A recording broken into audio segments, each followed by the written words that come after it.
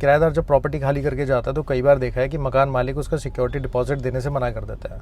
अब ऐसी सिचुएशन उन लोगों के साथ ज़्यादा होते हैं जिनकी ट्रांसफरेबल जॉब है, यानी कि अगर आज बॉम्बे में है, कल आपकी ट्रांसफ़र हो गया बेंगलोर चले गए, तो फिर मकान मालिक से लड़ना बहुत मुश्किल हो जाता है। अब इस सिचुएशन में किराएदार क्या करें?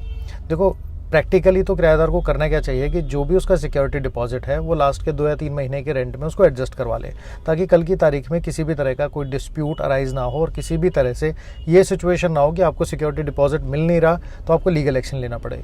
हाँ, अगर कुछ ऊपर नीचे अमाउंट होता है तो वो एक्स्ट्रा अमाउंट आप अपने लैंडलॉर्ड को बाद में भी पे कर सकते हो। लेकिन अगर इस तरह की एडजस्टमेंट नहीं हुई है तो उस सिचुएशन में आप मकान मालिक के अगेंस्ट एक लीगल नोटिस इशू कर सकते हो, जिसमें आप अपना पूरा पैसा विद इंटरेस्ट डिमांड कर सकते हो। और इससे लैंडलॉर्ड को भी ये समझ में आएगा कि अगर लीगल नोटिस आया तो कल की डेट में उसके अगेंस्ट केस भी हो सकता है, तो चांसेस होंगे कि आपका जो पैसा है वो आपको वापस मिल जाए। अगर लीगल नोटिस देने से भी आपका पैसा वापस नहीं आता है तो आप लैंडलॉर्ड के अगेंस्ट रिकवरी प्रोसीडिंग इनिशिएट कर सकते हो, जिसमें आप अपना अमाउंट, इंटरेस्ट, डैमेजेस, कंपनसेशन सब क्लेम कर सकते हैं। अगर वो कमर्शियल प्रॉपर्टी है तो कमर्शियल कोर्ट में फाइल होगा, और अगर रेजिडेंशियल प्रॉपर्टी है तो सिंपल रिकवरी सूट फाइल कर सकते हैं।